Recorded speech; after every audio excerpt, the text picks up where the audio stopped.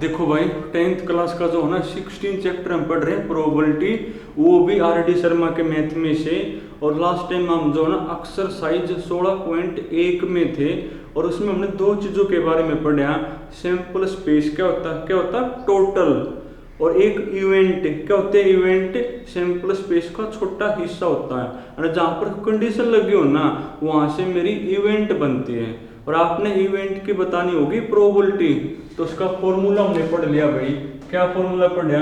Probability of ई, तो वो क्या होता है भाई, एन ई अपॉन में कौन, एन एस। तो क्वेश्चन देखो भाई, देखो लास्ट में जो है ना, मैंने आपको क्वेश्चन नंबर शायद 52 करवा था, अब तुम पढ़ो 53 में जो है ना, वैसे कई सारे पार्ट हैं, पर वैसे वैसे मैंने आपको पहले करवा दिए। तो जो जैसे जैसे मैंने आपको पहले नहीं करवाए ना, सिर्फ वो करवाऊंगा इसके में। 53 में क्या लिखा हुआ भाई, 53 में लिखा हुआ है a black die, a black die and a white die, and a white die are throw at the same time, are throw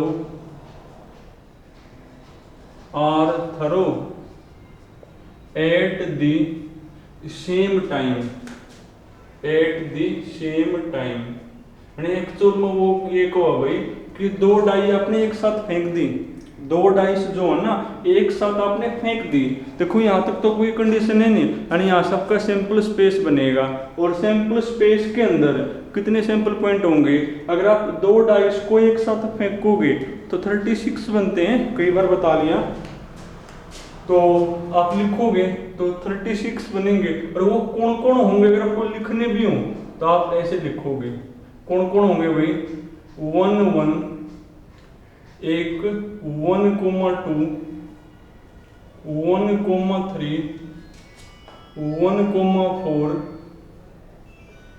1,5, एक कौन होगा भाई 1,6, उसके बाद 2,1, 2,2, 2,3, एक मेरा होगा भाई 2,4, 2,5 और 2,6, उसके बाद 3,1, 3,2, 3,3 और 3,4, उसके बाद भाई 3,5। ये मैं जानबूझ के लिख रहा हूँ कई बार, क्योंकि जरूरत पड़नी सारी चीजों की। उसके बाद 4,1, 4,1, 4,2, एक मेरा बनेगा भाई 4,3, एक मेरा होगा 4,4, 4,5 और 4,6। उसके बाद फिर 5 के साथ लिखोगे सारे, यानी 5,1, 5,2, उसके बाद भाई 5,3, उसके बाद 5,4, एक मेरा होगा 5,5 और एक मेरा होगा भाई 5,6 होगा। उसके बाद 6 के साथ लिखोगे, यानी 6,1, 6,2,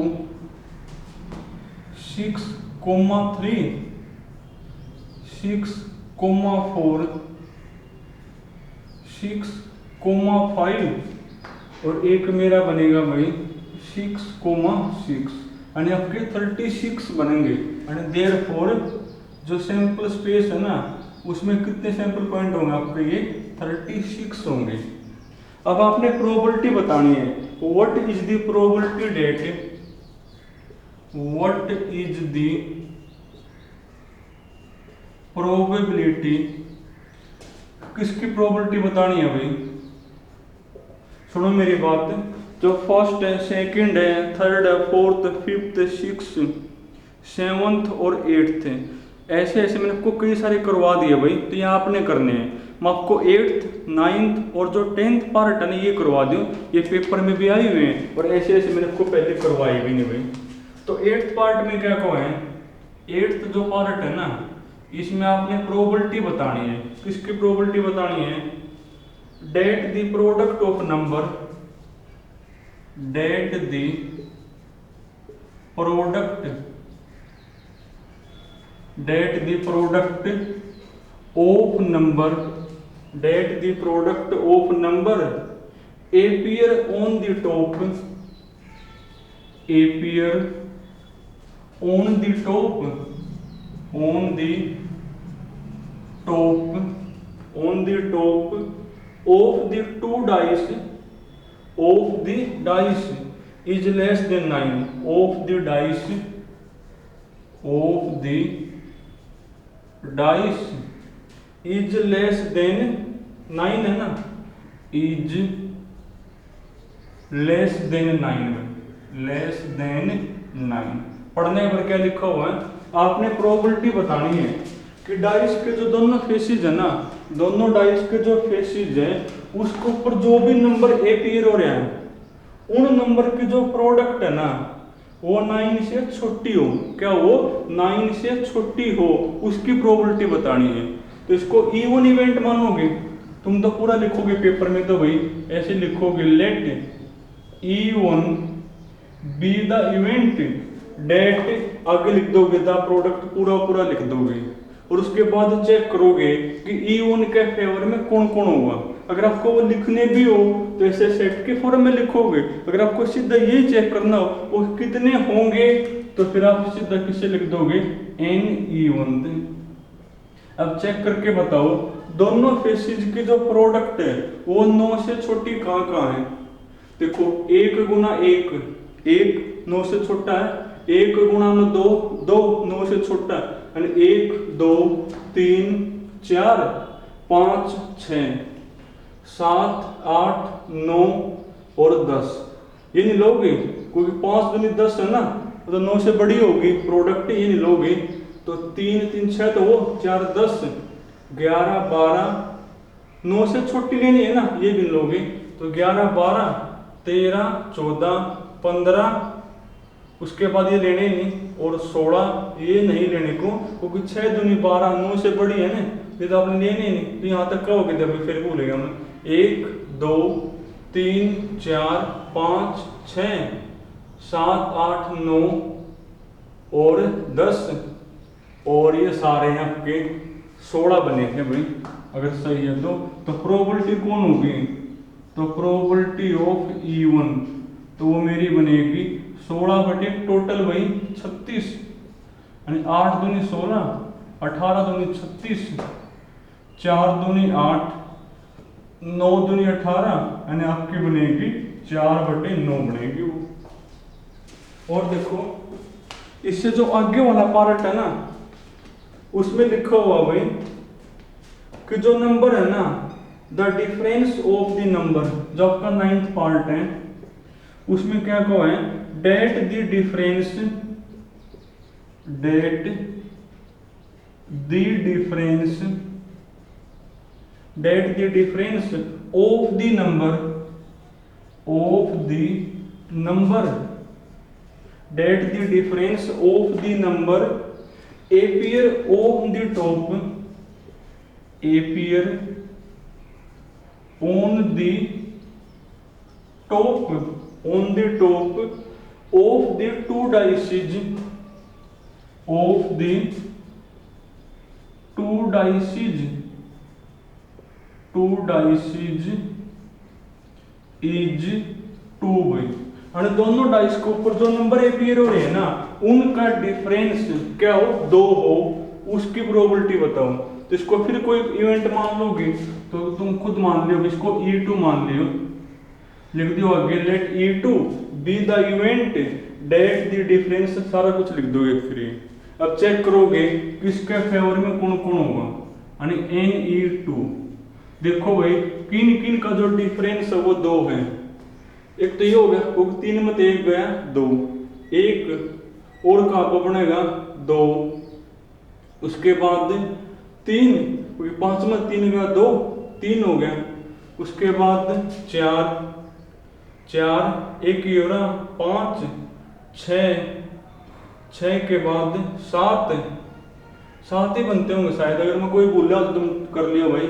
जिनका हो डिफरेंस 2, देखो इसमें तो सिर्फ यो है 1 2 2, उसके बाद 3 4 5 5 5 5 6 6 और 7 बनेंगे अगर सही है तो, वरना तुम देख लियो भाई 7। तो प्रोबेबिलिटी कौन होगी, देयरफॉर प्रोबेबिलिटी ऑफ E2 तो वो मेरी बनेगी इसका फेवर में 7 और टोटल है 36, तो ये बनेगी। फिर थोड़ा सा लगते भाई तो मैंने करवा दिए, बाकी जो पार्ट है ना वो मैंने सारे पहले करवा रखे हैं, तो वो तुमने करने हैं। जो लास्ट का पार्ट है वो भी तुम कर लोगे। अब तुम पढ़ो क्वेश्चन नंबर 54 भाई, पढ़ना 54 एक बार।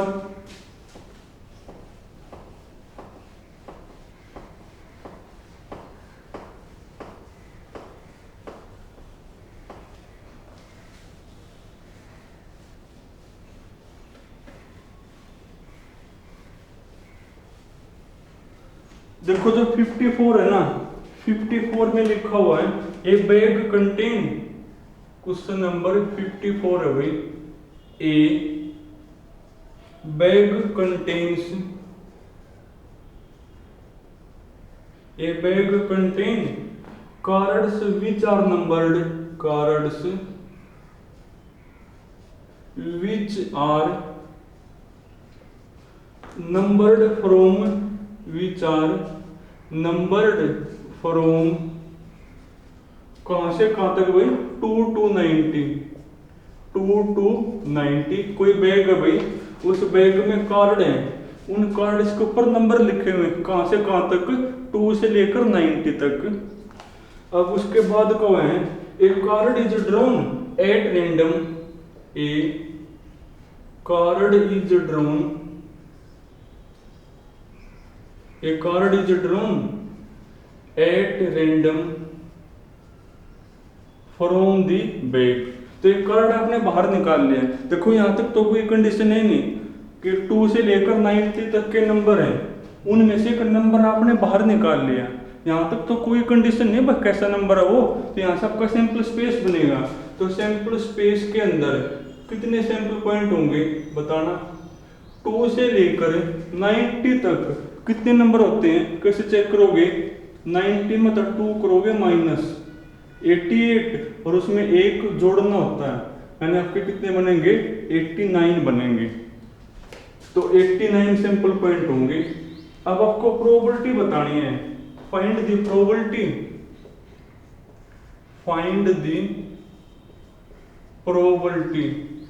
किसकी प्रोबेबिलिटी बतानी है भाई, that it's bear, that it's कहां लिखा हुआ भाई, डेट इट्स बियर्स, कि जो कार्ड आपने बाहर निकालना है ना उसके ऊपर कौन आवे। तो फर्स्ट पार्ट में लिखा हुआ है ए 2 डिजिट नंबर, ए 2 डिजिट नंबर में उसके ऊपर जो नंबर लिखा हुआ है ना वो कैसा नंबर हो, 2 डिजिट का नंबर हो। इसको फिर कोई इवेंट मानोगे तो E1 मान लियो, let E1 be the event, लिख दियो आगे that it's beer a 2 digit number. और अब चेक करोगे इसका फेवर में कितने होंगे, करो चेक भाई। अब जो 2 डिजिट के नंबर है वो आपके कहां से कहां तक होंगे, वो आपके बनेंगे 10 से लेकर 90। और अब आपको चेक करना है कि 10 से लेकर 90 तक कितने नंबर हैं। तो कैसे चेक करोगे, 90 में से 10 करोगे -80 और उसमें 1 जोड़ोगे यानी 81 होंगे। तो कितने बनेंगे 81।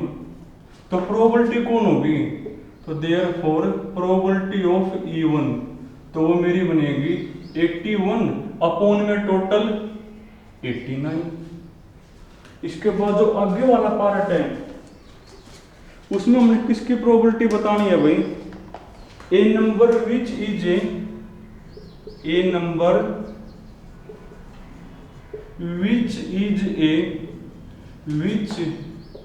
इज ए परफेक्ट स्क्वायर में, कि जो कार्ड आपने बाहर निकाला है ना उसके ऊपर जो नंबर लिखा हुआ है वो कौन हो, परफेक्ट स्क्वायर हो। क्या होता है परफेक्ट स्क्वायर, जिसका पूरा पूरा स्क्वायर रूट निकल जाए। इसको फिर कोई इवेंट मानोगे, लेट E2 मान लियो भाई, लिख दियो आगे, be the event that it's beer a number which is a perfect square. तब चेक करोगे कि 2 से लेकर 90 तक कौन कौन से नंबर आपके परफेक्ट स्क्वायर, अगर आपको लिखने भी हो जैसे लिख दोगे। कौन कौन है भाई, एक तो 4 होगा, 9, 16, 25, 36, 49, 64, उसके बाद 81, यही बनेंगे आपके। यानी कितने होंगे, 3, 3, 6, 2, 8 बनेंगे। तो ऐसे लिख दोगे देयरफॉर Ne2, तो वो मेरे बनेंगे 8। तो प्रोबेबिलिटी कौन होगी, तो प्रोबेबिलिटी ऑफ E2 तो वो होगी 8 बटे टोटल भाई 89। तो ये होगी मेरी प्रोबेबिलिटी। तो ऐसे ऐसे मैंने पहले भी आपको कई सारे करवा रखे हैं, फिर भी एक दौर करवा दिया। कर लोगे तो तुमने 2 ही क्वेश्चन करने भी, बाकी फिर कल करेंगे।